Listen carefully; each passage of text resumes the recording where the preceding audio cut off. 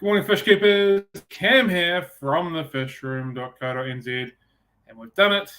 We've made it to Friday, but we've also made it to 2023. I think that's worth celebrating with coffee, believe it or not.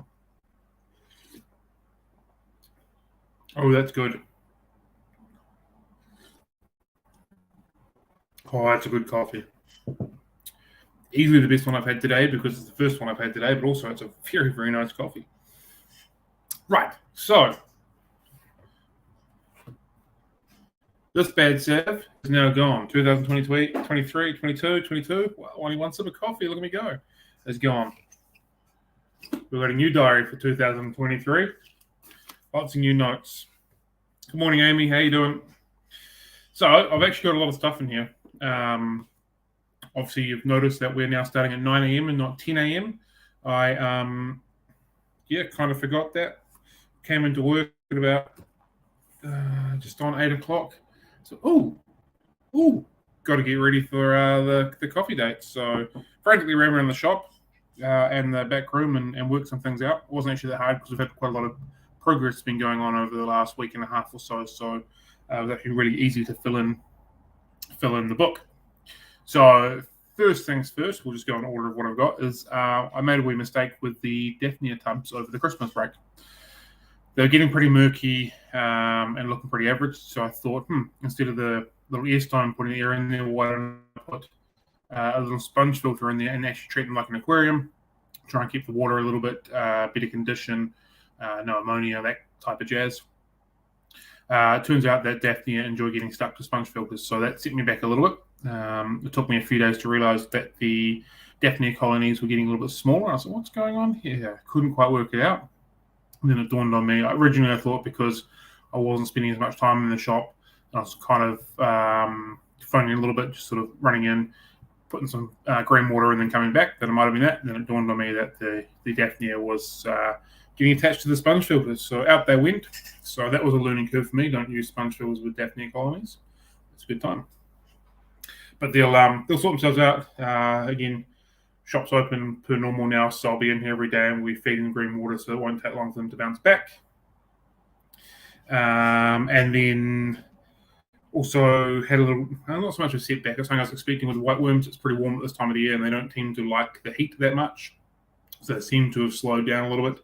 I'm not noticing any dead worms, but definitely not the production as how it was. So again, that could have been lack of time in the building as well, contributing for not being able to get the amount of food into them that they need. But I think the main contributor to that was the heat, which is beginning to kick their butt a little bit. So that's where that's at. Just a little update of the live food. Kind of continuing on that theme, during the last week, we've had a wee bit of a shuffle around out the back here, which on Monday we'll do a walkthrough and we'll show you. But we've put up another rack, bit of pallet racking for the plants and stuff like that. We've got another pallet racking coming in as well, hopefully in the weekend, for the live food. We'll put up a couple more stands for some aquariums. So add another 8 or 9 aquariums out the back. This is purely just to stop the log jam, basically. So for those that have sort of been through the walk around, there's a corner that's got a fire exit, which we need to obviously keep clear. That corner and that wall is where I want to put all the incoming fish. At the moment, there's a couple of racks here that have got fish that I'm holding for future projects, future display tanks in the shop and that sort of stuff. So it's kind of just log jamming that progress through there. So I had to somehow work out a way of moving those racks, which are 12 tanks, getting the fish into a better position so I can empty those racks out, move them around, and then begin that build.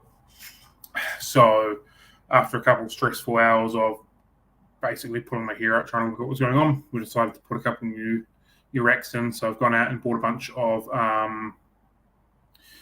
old glass boxes, basically, put them on some wooden stands that I had. So I'll be able to hopefully today set up some air for that and then get them going, cycle them a little bit, move the fish over that's not going into the shop tanks, and then we can hopefully pull out those racks from that corner as well, get them going, paint that corner, and begin the build along there. So it's been a bit of a logjam, but I'll probably explain a little bit better on Monday when we do the walkthrough.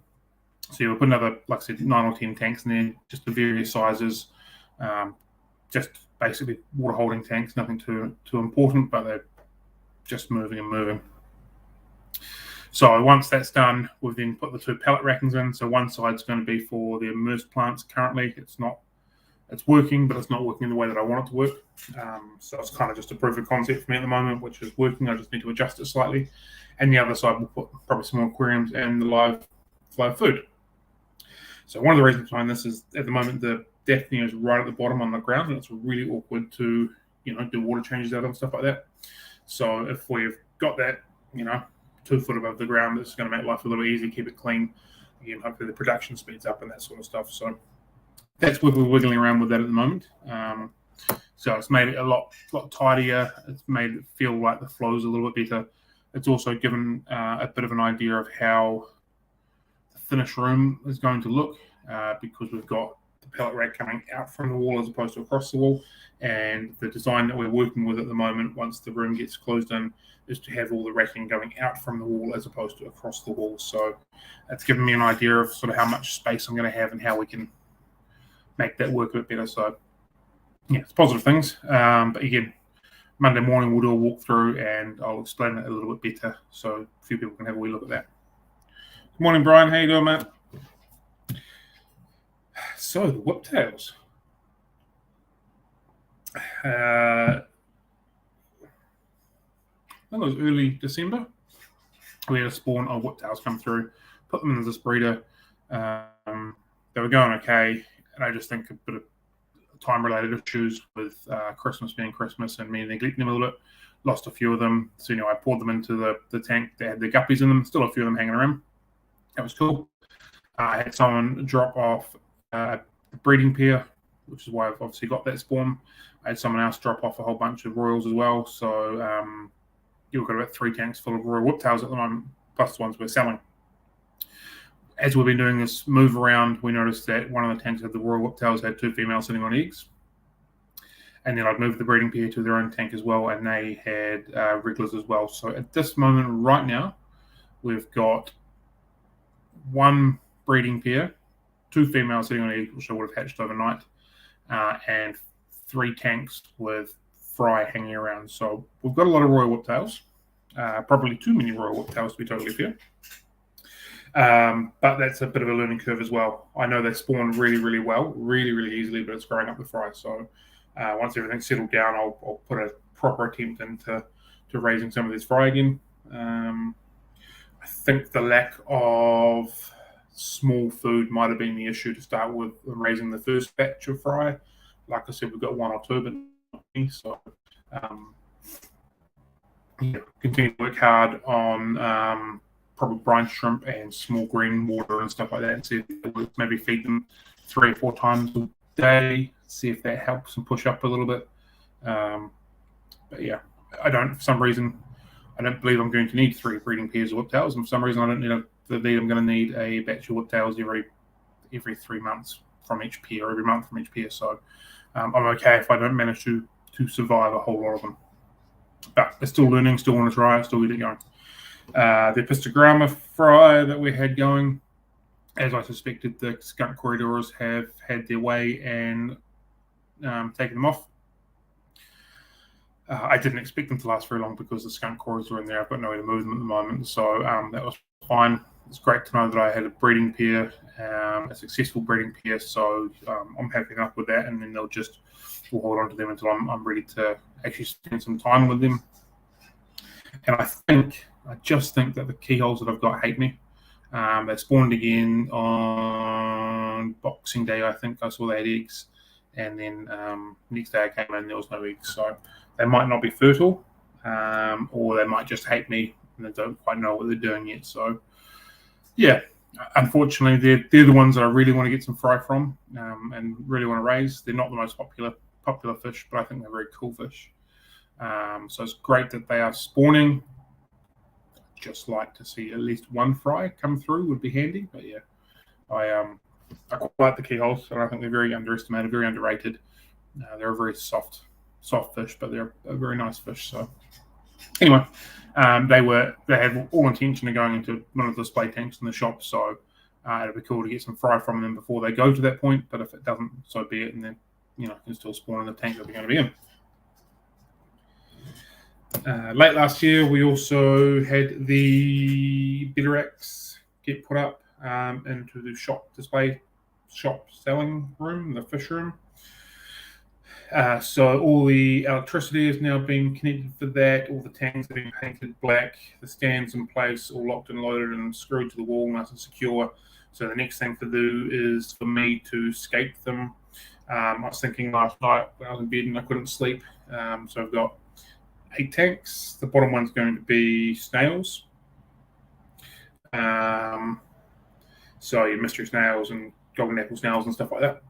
So that's at the bottom, probably just a little bit of silica sand, or something similar to there, just so there's some substrate there and running on the filter. Nothing major, maybe some rocks just to make it easier than wood. But then I was thinking the top 2 tanks I might set up as a bit of a blackwater tangle tank with some small wood roots, some leaves, that sort of thing. Get the water nice and tinted, so it's just another way of doing it better. And then the middle tank I was thinking about using for doing a couple of planter tanks, using some proper aqua soil, some decent scape with some rock and some wood, kind of like you would expect to see if you're keeping the bedders yourself. And then the tank below, I was looking at trying something slightly different with more of a rock only or wood only without the plants, if that kind of makes sense. And so you're just having a wee fiddle around on 3 different tiers, but that's kind of where I'm at with them at the moment. So fingers crossed I can have a wee play with them this afternoon if I don't get too busy, too much stuff to do. And we'll see how we go. Good morning, John. How are you doing, buddy? You haven't seen me for a while. It's almost like you haven't seen me since last year, mate. Something's changed. Yep, I had a wee shave. Dreams of being a rock and roll star is now over. Jamie, if you want to come up and do a tank, you're more than welcome to, mate. Give me a time, give me a date, and I'll leave a tank open just for you to play around with anytime you want to come up. So, into last year, we got some new fish in. Fish have now come out of quarantine. They're all ready to rock and roll. So some of the nice ones, some of the highlights of what's in there, the green neons, absolutely beautiful fish. Unfortunately, they're really small at the moment still, but they're beautiful fish. So that's definitely a highlight. Gold laser corridors looking absolutely stunning. They're also a really good time. Good size, ready to rock and roll. Beautiful fish. Golden rams, they came in looking absolutely phenomenal. We lost one. The rest of them have been absolutely fine. No dramas with them. Definitely going to be sexable, males to females. I just need to spend a couple of minutes to work them out. But definitely big enough to sex, and they're absolutely beautiful. Definitely a good buy. Otto Synclus, everyone's favourite. They've all come through really nicely. They're all nice and chunky, so they're also ready to rock and roll. Everyone loves Ottos, and the pearl gouramis that have come through as well. They're a little bit smaller, but there's a decent amount of them. They'll grow pretty quickly. Pearl gourami is a nice fish. I'm very much contemplating setting up one of those display tanks with some pearl gouramis because I think they're very, very beautiful fish. So these ones coming through looking nice as well. We've also had some imported male guppies come through. There's some nice ones in there. Not quite as nice as the last lot that came through, but there are still some pretty nice males in there that are worth having a wee look at. So that's some of what's going through. We're still holding the dwarf chain loaches back. They're not quite ready yet. They'll probably at least be another month, I suspect, till they're a bit more plumper and looking a little bit better. Lots of food going into them, some medication, stuff like that. The zebra loaches and some of the platies as well, they were looking a little bit scratchy. So we're just going to hold them back as well for another few weeks. And so, yeah, with us holding fish back for this extra time, that's where part of this log jam's happening along the incoming fish. So I need to use those 24 tanks to get more fish to come in so we can continue to sell them. But if there's fish that need to be held for longer, they're just obviously holding up those tanks, so it means the flow of fish coming in isn't quite the same. So you need to keep that, like I said, that corner moving, get that beginning to get built out.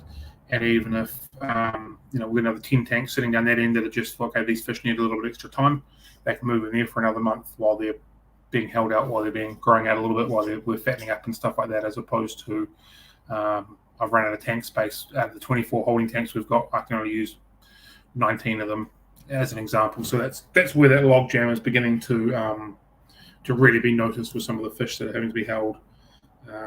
Pea puffers are another one. They can't really go with too many other things. I don't really want to put them with other stuff in the shop because the shop tanks aren't full of wood and aren't full of plants and things like that. So there's no sight breaks for them.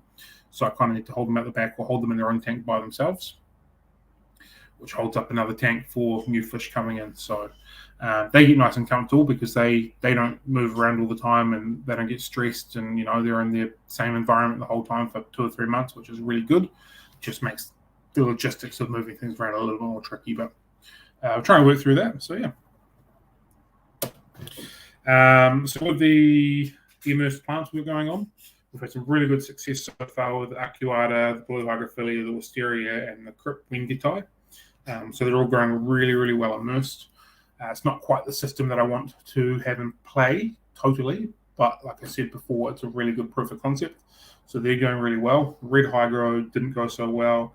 Ambulia didn't go so well. And there was another one that just, Red Pine didn't seem to go so well in the way we're doing it. So it's been a bit of learning as well, which is why I want to tinker around with a few different methods for some of the other ones. So like I said earlier, for the time being, we're just growing the plants that are really popular, and just in case I make a weird mistake with my orders, which is why we're mainly the stem plants that sell really fast. But long-term plan will be to be growing a lot more of our plants to have a really good supply in the shop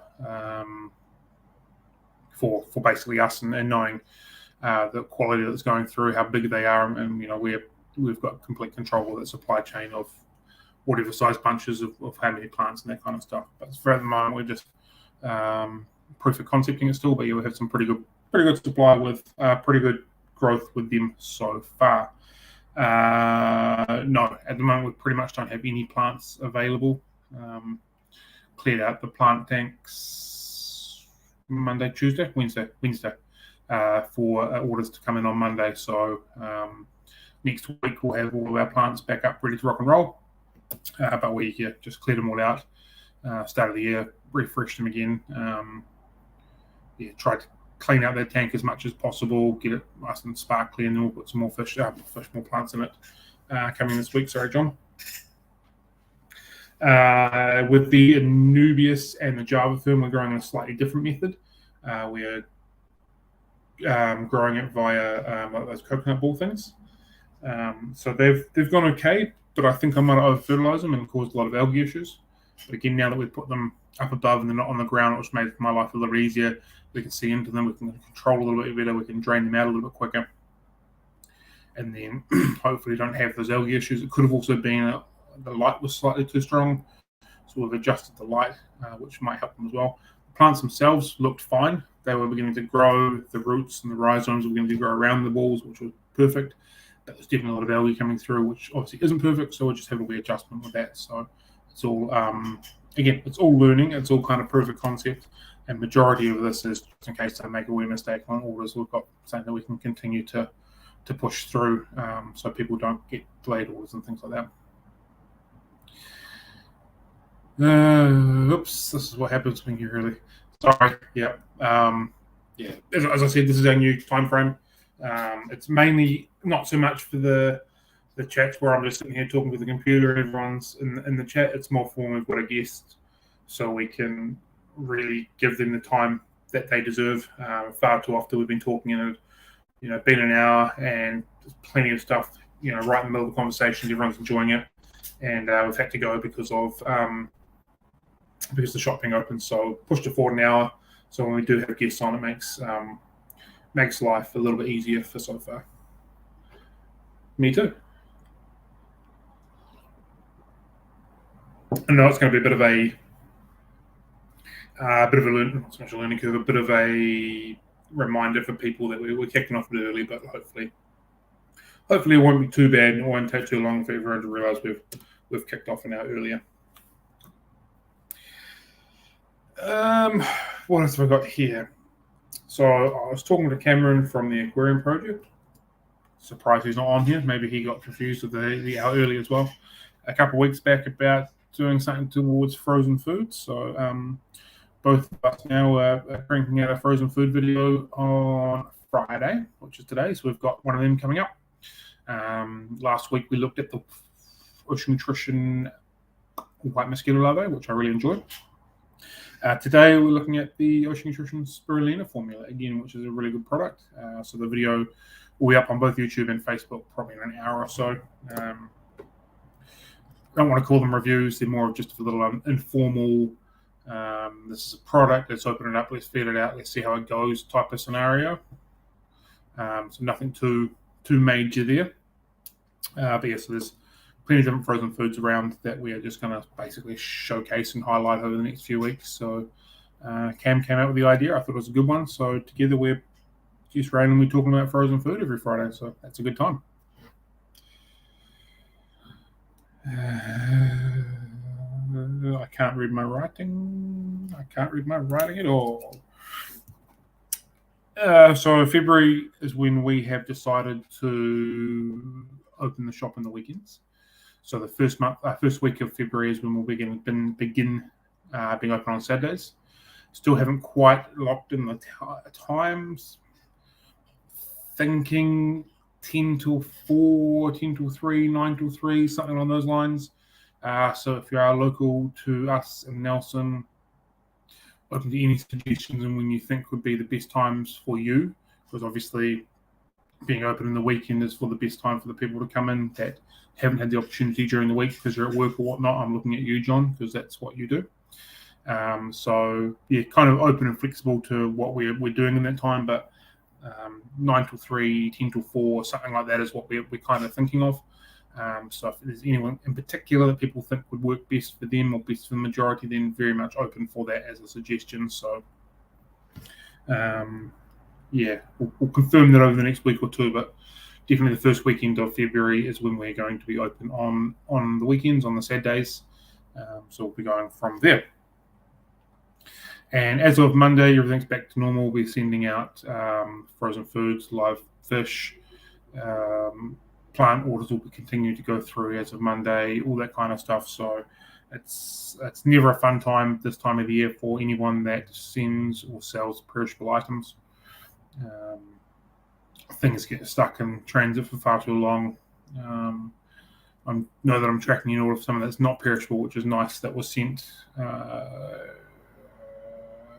18th, 17th, 19th, something around about that in December, and it still hasn't left Nelson. So probably potentially lost, but yeah, it's not a good time. So I'm happy and content with the times that we cut off our sending of live fish, live plants, frozen food, and all that kind of stuff.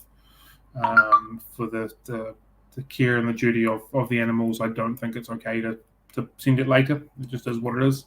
And I'm quite happy to have held back the same process in that middle week when the couriers are running for 3 days, and this week when the couriers are running for 3 days. They're still hectic, so they should be caught up by next week, and then we can go back to normal.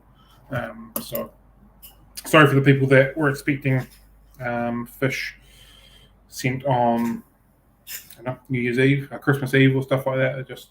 This wasn't going to happen. But yeah, as of Monday, we're backtracking like normal. Monday will be a ridiculously busy day for me trying to catch up with everything. But as of Monday, we're back to normal with sending out everything in the system that we've used. So if you have ordered some plants, fish, frozen food, live food, or what have you, they'll be coming your way as of next week. So check your mailboxes because you've got some stuff coming along. Only a couple more things left on my wee list. We had a large cereal order arrive yesterday, so that was pretty handy and good timing because we have a lot of cereal products on sale at the moment. In particular, the goldfish food is on a pretty good sale for the time being, and so is some of the freeze-dried products as well, amongst other stuff. So we're happy with that. We also got a new order the same order of Cereal Insect, which I ridiculously like. I think it's a fantastic product. If you haven't tried the Syrup Insect, it's well and truly worth a go. So we've got a few more big containers of that gone up on the shelf. Sorry, it does sell really fast, so getting quick. I think it's a brilliant product. It is the staple food that gets fed around the shop, and I think it's brilliant. So very happy to have some of that back in stock, amongst a few other Sierra bits and pieces. So that was a good time for the week. And kind of segueing into that, we've obviously got our Boxing Day and our New Year's sale still cranking along. That finishes on Monday. So if you haven't had a chance to have a look at that, get into it. I think we've got up to 70% off some products, 70% off some of the Tour Aquist range. I think we got 40% off some of the root balls, 20% off the Zis range, 20% off the Pleco ceramics range, and there's a few others. Like I said, the Sierra's got 20 or 25% off it as well, some of their range. Ep1 heaters, which we don't often put on sales, on special. Ep1 flakes are on sale. Again, we don't often put them on special, so there's some pretty popular stuff that's on sale and on special to basically celebrate the new year. Started off with a bang, so yeah. And last but not least, that I've just remembered because I put it aside, is last year's calendar.